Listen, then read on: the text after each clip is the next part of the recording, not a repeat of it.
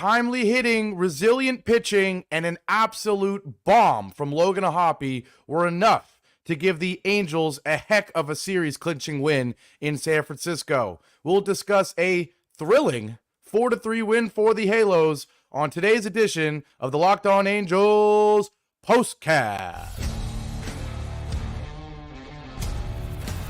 You are Locked On Angels Postcast, part of Locked On Sports Los Angeles, on the Locked On Podcast Network. Your team every day.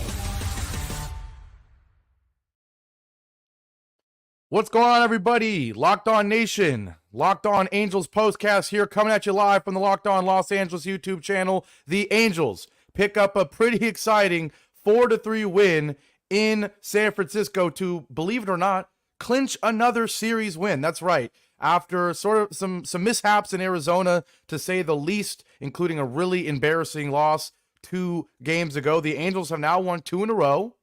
The Angels are actually threatening to sweep the Giants, who are a middling team, and I'm just going to come out and say it, one of the cleanest games I think I've ever seen from the Angels. No foolishness. Yes, there was an error, but the rare game where I wasn't yelling at my TV at any moment watching the Angels play, and it's no secret that really helps a bad team win some games, when you can get rid of all the mistakes and just have a calm game where you let some superstars make some big hits in key moments, and that's exactly what happened today. Angels 4, Giants 3, and the Angels, like I said, are now suddenly up 2-0 in their series against the Giants. Shout out to everybody in here. Daniel Barry Sports says, yo, and go Angels. Jeff back in here said, what the heck is going on here? We actually won a series, possible sweep tomorrow. Exactly. What the heck is going on? These Angels always keep you on your toes. That's one thing. That's one thing for sure. And then he says, don't forget, we're still 14 games under 500. Yes. Angels with these 2 wins, back-to-back games, moving to 28 and 42. So we're going to focus on the game and not focus on the season. Before we jump into any of this, shout out to today's sponsor, Tax Network. Today's episode is indeed brought to you by Tax Network USA. Did you know that it's never too late to resolve your tax issues with the IRS? Don't wait. Reduce your tax debt and get help from a team of licensed tax professionals. Call 1-800-549-1000 or visit tnusa.com/lockedon. One more time, 1-800-549-1000 or visit tnusa.com/lockedon. On today's show, we're going to discuss a whole plethora of things. We're certainly going to talk about what I'm calling a resilient start from Patrick Sandoval. We're also going to talk about an average offensive performance that was suddenly boosted by Logan O'Hoppe, and we will talk about the bullpen being lights out. And before we jump into that, one more quick thing from me, as Jeff here jumping the gun says, congratulations on your graduation. If you're listening and not watching, you don't know what he's talking about, but I am wearing my sash here, UCLA class of 2024, just showed it on the camera. Just had my graduation yesterday, today, more tomorrow. That's right. Literally, I was at a ceremony at 8 a.m. today, and I have a ceremony at, I got to be there at like 5 p.m., and it's 4 p.m. right now. So don't act like I don't care about you Angels Postcast fans. I'm devoting my time to you guys between ceremonies on my graduation weekend. That's why I wasn't here yesterday, as I posted on the channel. If you're listening and not on the channel, I did post that I would not be able to do the postcast yesterday because of all the graduation stuff, and missed a heck of a game, a heck of a start, and then what turned into a nail biter yesterday. But with all that being said, let's talk about today and this 4-3 win. And we're going to start with the offense, and specifically Logan O'Hoppe, because this was a really interesting game. Kind of disappointed in the lineup for the most part, going up against a guy in Keaton Wynn that was not good in the month of May at all, like historically bad. They said ERA over 18 in the month of May, the 3rd worst ever by a Giants pitcher, I believe was the stat. Like really, really bad. Young guy, of course, had never faced a single hitter on this Angels team coming into this one. So you didn't really know what to expect. I was expecting more than what we got, even with the magic in the 6th and 7th inning. Just 6 hits for the Angels. Just 6 hits. and kind of shut down for most of the night. Other than Luis Rengifo with 2, Logan O'Hoppe with 2, and then a single apiece from Moniak and Guilherme, no one else gets a hit. But, timely hitting. Never do we get to say that with this team, it feels like. Although one of the better teams in terms of 2-out rallies, that's something we've seen recently, scoring with 2 outs does happen a lot. But this team is still, they struggle so badly with runners in scoring position. We know that. And today, it was just 3 innings. 3 innings where the 4 runs came. In the second, we had one courtesy of a miracle, I think it's fair to say, a Mickey Moniak home run. Just his 3rd of the season, but now a 7-game hitting streak for Mickey Moniak. This guy, like, it's been rough for him on the postcast. We'll leave it at that. I rip into him maybe a little too harshly. Even with that home run, he was still just 1 for 4 today. The average is still just 194. The OPS is still just 541. But 7 straight games with a hit and a huge home run in the second inning after the Angels fell behind early. We'll talk about that later. But just nice to see, always a young guy doing well is going to be my preference, but especially a guy struggling, a guy that you want to get out of a hole. So good to see him hit that home run. But the Angels offense went dead after that solo shot, and it was not until the 6th inning when things started happening. And boy, did Logan O'Hoppe announce himself in this game with 1 swing. Now, you may have heard me say it in the past. I am from the Bay Area. I've been to this park, formerly AT&T Park, formerly Pac Bell Park, now Oracle Park, many times. And I have never in my life, whether on TV or in person, seen a home run go that deep in left center field. Logan O'Hoppe, just to set the scene, top of the 6th inning, Taylor Ward with the leadoff walk against Wynn, who at this point had still been playing pretty well, only 1 run allowed. Taylor Ward with the leadoff walk, Kevin Pillar flies out, and then 1 out, runner on first, 2-1 pitch, and Logan O'Hoppe, as I'm getting distracted by BC in the comments saying Logan O'Hoppe is playing for a trade to the Dodgers. Come on now. Dodgers fans infiltrating the postcast, already trying to steal anybody who knows how to hit a baseball. But that's what the Dodgers do. But anyways, I was trying to talk about the best home run I've ever seen in this ballpark. 2-1 count. Logan O'Hoppe takes a sinker inside, still relatively over the heart of the plate. He hits it 110.1 exit velo. But here's the stat right here. 467 feet. One of the top 7, I believe, home runs of the season in terms of distance, and the 3rd longest in the history of this ballpark. If you don't know about this park, because I'll break it down because I'm from this area and I've been to this park many times. It's right on the bay. The winds are always swirling, especially in a day game. It's hard to hit the ball out. It is. But especially, of course, right field, short porch, high or tall wall, but very short in terms of distance. Left center, regular park. And with the wind, hard to get it out, right? Hard to get it out, but really hard to hit it deep. I have never seen a ball hit that far in this park. Logan O'Hoppe, 467 feet, 3rd longest ever in the stadium. And in that specific part of the park, really hard to hit it that deep to left center field. But boy, he absolutely crushed it. Everybody knew it the second it hit his bat. You heard some Angels fans in the crowd cheering the second it left his bat. It was obvious. It was destroyed. And let's talk about Logan O'Hoppe a little bit. And I will say, by the way, this is going to be the first postcast ever that might be shorter than 30 minutes, not longer. I've been going like 10 minutes over every day, but given the circumstances, everything going on with me, and also just, it's a Saturday. Go celebrate the win and go enjoy your Saturday evening. We're going to keep this one under 30. I promise that. But real quick, Logan O'Hoppe now is hitting 284. 284. It's amazing what a little streak can do for a guy who hasn't had a ton of at-bats. And I say not a ton. He's been playing as much as he can. But 284 is extremely respectable. It's the 3rd highest average on the team behind Kevin Pillar and Rengifo. This guy keeps hitting home runs. He keeps hitting home runs in big moments, not useless home runs. Big home runs. He just had a walk-off about a week ago. He's becoming like a surefire, start him every day at catcher, leader, resilient player, good mindset, good approach at the plate, the occasional pop. He's got 9 home runs now, OPS over over .81. Logan O'Hoppe is certainly becoming one of those guys, like I've been saying every postcast, one of those guys that you can look at the end of the season and go, he got better. He gives us hope for the future. Certainly the case. And it's always nice when it's a home run, but it's especially nice when it is a home run that deep, because I get it. You don't get extra runs for distance, but first and foremost, we're not rooting for wins, really. We're obviously rooting for wins, but we're not, checking the standings every game, even after wins, right? We're checking the stock of this team.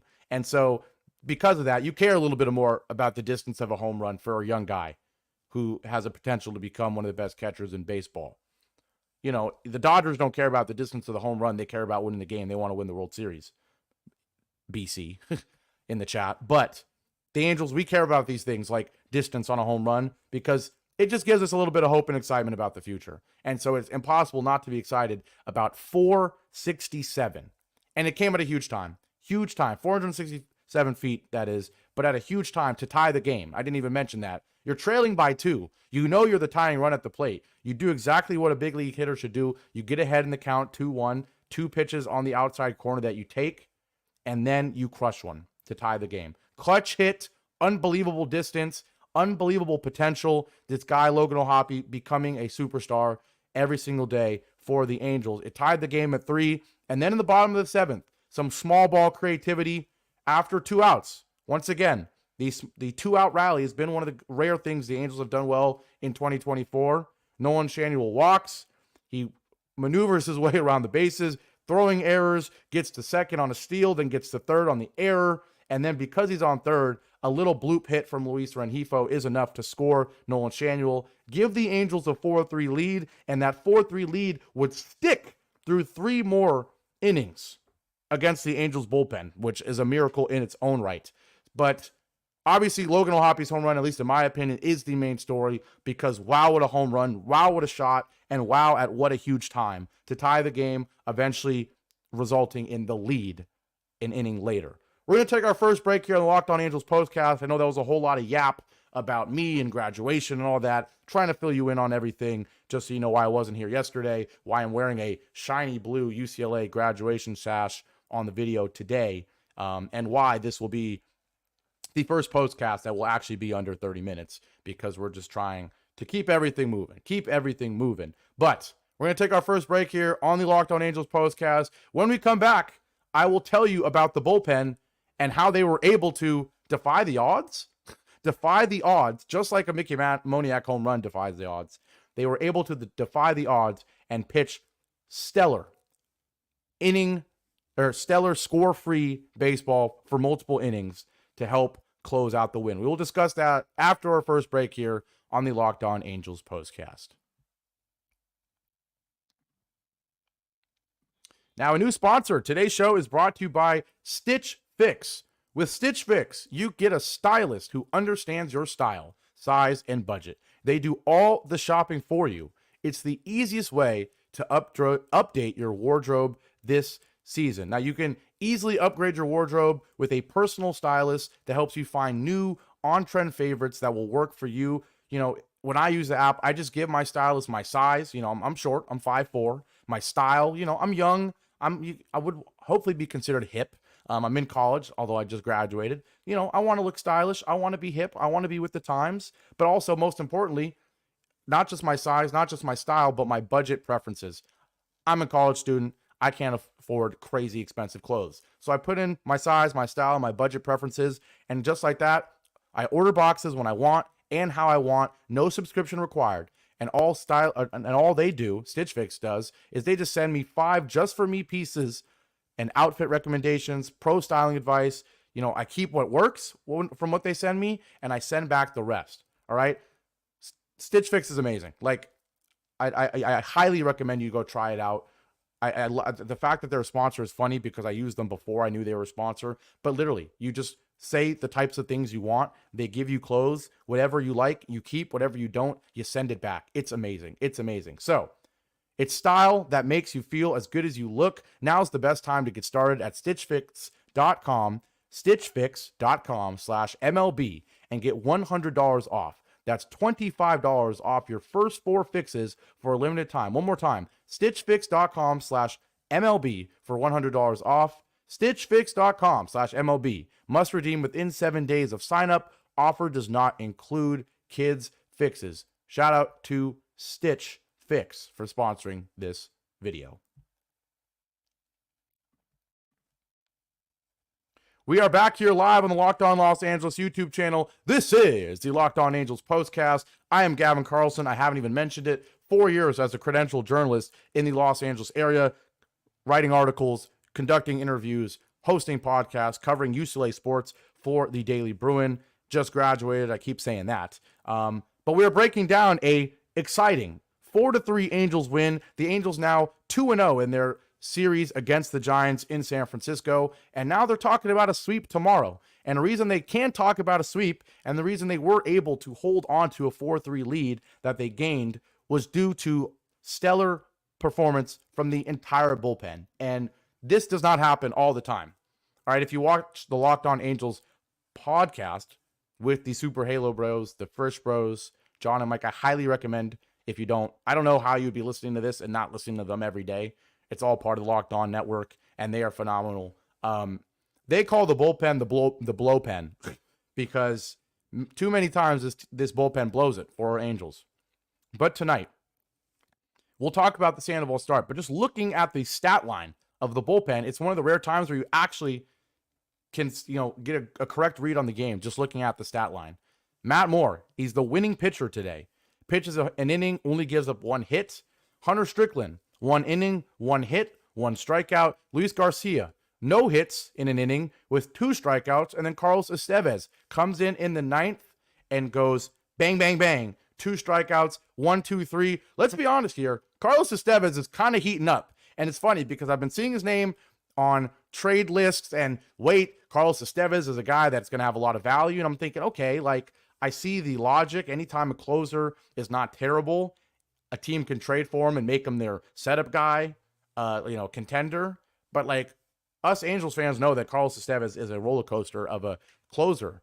So it would really have to be a team that already has a closer, maybe wants to turn him into a setup guy, or a playoff team that's somehow a playoff team despite having a closer worse than Carlos Estevez. I don't know. But ever since I started to see his name on these lists, he's starting to justify it. Putting together a lot of good performances, and he picks up his 12th save. The ERA is not amazing, 3.68, but it's not awful, and he was stellar. He's had multiple 1, 2, 3 saves in the past week or so, maybe 2 weeks, and the rare time where Hunter Strickland, whose ERA has ballooned from sub 1.7 all the way to 3.94, even after this start or even after this appearance, he was great. Luis Garcia, always an adventure with him. The ERA is now dipping under 5 at 4.97. He was great. 2 strikeouts, locked him down. Matt Moore has been terrible this year. The ERA, even after this scoreless inning, is 5.06, but he was solid. Really not a lot to worry about. There was honestly more to worry about with Patrick Sandoval, not only in the innings where he gave up runs, but also in other moments. The bullpen, though, was pretty stellar. And I know this Giants lineup has struggled. I know. They're 34-37. They're underwhelming. This is still kind of my second team, the Giants, I'll be honest. Being from the Bay, if there's an NL team I'm rooting for, it's going to be them. I followed them, and I know that they've been struggling to hit the ball other than Heliot Ramos. And ironically, Ramos absolutely killed the Angels today. 3 for 5 with the home run, 3 RBIs. He was amazing, but no one else did anything. And it's nice when you can give up 10 hits, but only give up 3 runs because timely pitching. It's nice when you can have 6 hits and score 4 runs because of timely hitting. The Angels did both tonight, and there's no better way to have timely pitching. Timely pitching above all else means having a bullpen step in and lock things down in the 7th, 8th, and 9th inning. And that's exactly what happened. So great to see that. So great to see that. And it came off the back of a really solid start for Patrick Sandoval, in my opinion. I know that the 3 runs might not be great, but it's really not terrible. That's for sure. I know he gave up 8 hits. I know he walked 2 guys, but 3 runs against a Major League Baseball lineup even if it's a struggling Giants lineup, is not bad. It brings the ERA down. He's at 5.24. It's not great. He's really just had a couple blow-up starts that have been terrible, just like terrible. If you get rid of those blow-up starts, those games where he's given up 8 runs and 2 innings and stuff like that, the ERA would look a lot better, all right? And even though 8 hits is not great, the resilience, the ability to get out of a couple jams was really impressive, and I think it sets the tone. The same way I keep saying scoring a run or two in the first couple innings for the Angels sets the tone and tells their starting pitcher, hey, it's not going to be a night where we score 1 run. We're going to score maybe 4 or 5 or 6. The same way that sets the tone for a Jose Soriano in Arizona, for example, and allows him to have a great start. Patrick Sandoval having a start where he gets in a couple jams, but he gets out of them, sets the tone for the bullpen of, hey, don't freak out if you get in jams. We're going to get out of them. And ironically, the bullpen didn't even get in jams. They just came in and shut the door. So it's just, I like to look at the way, hitting affects our starting pitching, how our starting pitching affects our bullpen. I know this is not stuff that you can look at stats and say is a true statement. Oh, when the starter does this, the bullpen does this. I know these are all emotional things that may not always be true. But I think because the Angels are so young, so inexperienced, and so prone to these high and low swings, I truly believe that emotions, vibes, starting pitching, early hitting affect the way the team plays the rest of the game. And I just think resilience from Patrick Sandoval helped the bullpen have one of its better performances. Anytime you can have a clean, no-run bullpen performance, you love to see it. We're going to take our last break here. Shout out to everybody in here. I'm going to shout you out when I come back from our last break. I'm going to break down those few moments after the break where Patrick Sandoval specifically showed resilience, getting out of a couple jams. I will also tell you about my PrizePicks slip that hit. I'll shout out everyone in the comments one more time, and then we'll wrap this one up, and I'll go finish my graduation celebrations for today. Shout out to everybody in here. We're taking our last break here on the Locked On Angels Postcast. Angels 4, Giants 3, and I'll be right back. Once again, today's show is brought to you by Tax Network USA. Now look, here on the Locked On Angels Postcast, on the Locked On Angels Daily Podcast, on the whole Locked On Sports Network, we pride ourselves on getting you the latest news for your team, whether it's the offseason, the draft, spring training, or the playoffs. It's year-round. But you know what else is year-round? Collections season. That's right. Just because tax season is over does not mean the IRS will stop coming after you for unfiled taxes. The IRS can garnish your wages, levy your bank accounts, and even seize your property. Don't let the IRS target you. Let the licensed professionals and tax experts at Tax Network USA go to bat for you. Now, like I said many times, I've graduated now, but I studied economics at UCLA. We learned plenty about taxes. People do not realize how much tax season truly is year round and how many things you need to check. It's not just what was my salary for the year. Okay, that determines how much I pay for taxes. All the deductions, all the rules, it's all so complicated. So, with over 14 years of experience and an A+ rating by the Better Business Bureau, Tax Network USA has saved their clients over $1 billion in tax debt because they're experts. Whether you owe taxes, have complicated matters that require tax planning, or finally hit that parlay this season and need help correctly filing, call 1-800-549-1000 or visit tnusa.com/lockedon. One more time, 1-800-549-1000 or visit tnusa.com/lockedon. And you can also check the link in the episode description below. Tax Network USA. We are back here on a special, I'd say, edition of the Locked On Angels Postcast because the Angels won. It's always special when the Angels win. I don't know how many postcasts I've done by now. I think it's over 20. I think it's between 20 and 30. I feel like they've won like 6 of the... No, that's probably aggressive. They probably won like 5 of the 25 I've done, to be honest. So it's always special when they win. But it is special because, like I've said many times, and I hope I'm not boring you with this, but I am graduating yesterday, today, tomorrow, all sorts of ceremonies. That's why we're going to wrap this one up a little bit quicker than normal, although I'm supposed to do 30 minutes, and I've been doing 35. I've been doing 40 every show. So for once, I'm actually going to do what I was told to do, keep it at 30 minutes. Because I got to go run and walk across the stage in about an hour and a half. But before I do, shout out to everybody in here one more time. Daniel Barry, always in here. Jeff, in here lately. He's been great. He also said, congrats on the graduation. Appreciate that. BC always saying hi to Daniel, but also always shouting out his Dodgers. He does appreciate our Angels beating the Giants, though, of course. Shout out to all of you. He says, I love LA. I love LA, certainly. And then Jeff also said, we love the Halo Bros. I certainly do as well. So yes, they'll certainly have more on this game and the whole series on Monday. But before we wrap things up, two things. I want to talk about specific parts of Patrick Sandoval's start. If you somehow didn't watch the game, if you're not know what I mean when I say resilient start from Patrick Sandoval, it was not perfect, okay? It certainly wasn't.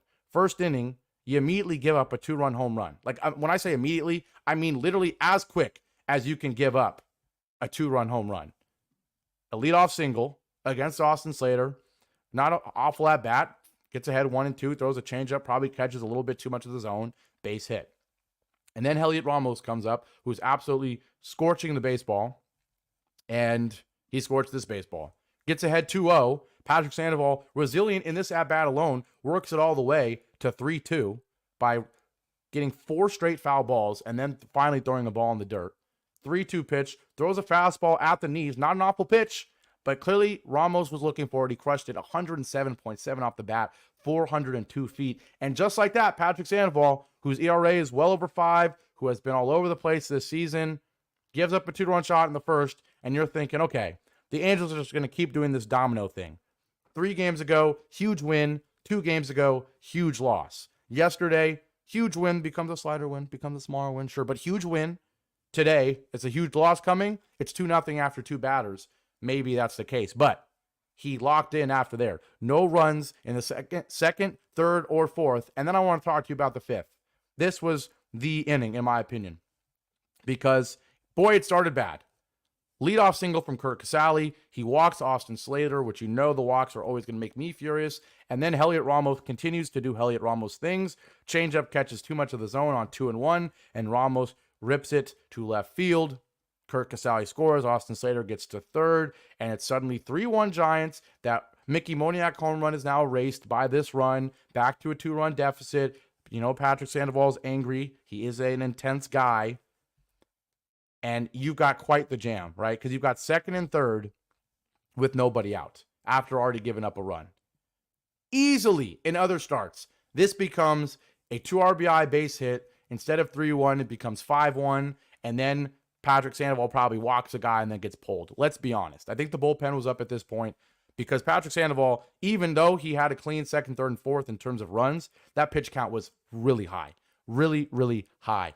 35 pitches in the first inning. I think over 50 through 2. You know, he was working against the pitch count after that 35 pitch first inning. And so, second and third, nobody out, already gave up a run, pitch count already high. Patrick Sandoval of many games blows up in this situation, but not today. Not today. Maybe it was the team meeting a couple days ago. Maybe we're still high off that, but Patrick Sandoval bounces back with second and third, nobody out, and gets a ground out from Wilmer Flores somehow on a high fastball, gets a ground out. Don't love the high fastball in a sac fly situation, I'll be honest, but it works. Gets the ground out from Wilmer Flores, and now, smart baseball. I loved it when it happened, and I loved it when they decided to do it, and I loved it based on the result, of course, deciding to intentionally walk Matt Chapman. I know Matt Chapman is not a world beater this season. Like, we know he's mainly a Gold Glove guy. He's still just hitting 234, but it made so much sense. You got an out. Now you know a double play gets you out of the inning. You know, it didn't before, right? If you were to walk Wilmer Flores, bases loaded, nobody out, a double play still scores a run, and you're already losing, and then you go from 2 down to 3 down. But no, you got an out. Now you set up the double play by walking Matt Chapman, but also by bringing up Jorge Soler, who can't hit anything right now. And surely enough, you don't even need the double play. You strike out Soler, and then a little luck is on Patrick Sandoval's side because Tyro Estrada hits one 360 feet, but luckily it does not leave. But I don't really care. If you play smart baseball, if you're resilient emotionally, strategically, the baseball gods reward you. And getting that ground out with second and third and nobody out, using the intentional walk to bring up Jorge Soler, striking out Jorge Soler, the baseball gods then reward you with an okay pitch, by the way, a 1-0 slider at the knees being ripped 360. It doesn't leave, and you get out of the inning. And suddenly it's only 3-1 still, only 3-1 still. And what happens? I'll say this before I leave. One more time. I think this team feeds off of each other a lot more than average teams. These are not stellar players. These are emotional young guys. They see their pitcher who's been struggling all year get out of a bases loaded jam. All right, now let's pick him up. And what happens? 2-run shot from Logan O'Hoppe. That's how we let off the postcast, because that was the key moment there. That bottom of the fifth, getting out of it, and then the 2-run shot in the sixth to tie the game. And of course, we know what happened from there. Angels 4, Giants 3. BC gives me a congratulations on graduation. Appreciate that. He said he was happy they beat the Giants in 2002. They being us Angels in the World Series, of course. And he says SoCal greater than NorCal. I'm from NorCal. I live in SoCal right now. I don't know about that. We'll leave it at that. We'll leave it at that, BC. But certainly Angels better than the Giants tonight. 4-3 win. Logan O'Hoppe's home run, the most eye-catching moment of the game. But the bullpen certainly was amazing as well. Patrick Sandoval was resilient as well. So, Angels 4, Giants 3. This was the Locked On Angels Postcast. I'm Gavin Carlson. I was not here yesterday, but I'm here today. I'm going to go change into a suit and tie and put on a big gown and a hat and go walk to a graduation ceremony in an hour and a half. I got to be there in a half hour. And then I got another one tomorrow morning. And then after that finishes, I'll be watching the Angels try to sweep the Giants. And I will, of course, be live after the game for another postcast. So, shout out to all the nice comments. Shout out to me. I'm going to give myself a little credit for sneaking this one in between graduation ceremonies. And after my final ceremony tomorrow, I will be watching the Angels game just like you will be tomorrow. Hopefully the Angels pick up a sweep, and hopefully you will be here on the Locked On Los Angeles YouTube channel when I break it down. So, Gavin Carlson signing out. Angels 4, Giants 3. Let's go sweep the Giants tomorrow, and let's go hang out on the postcast after the fact. So long, everybody.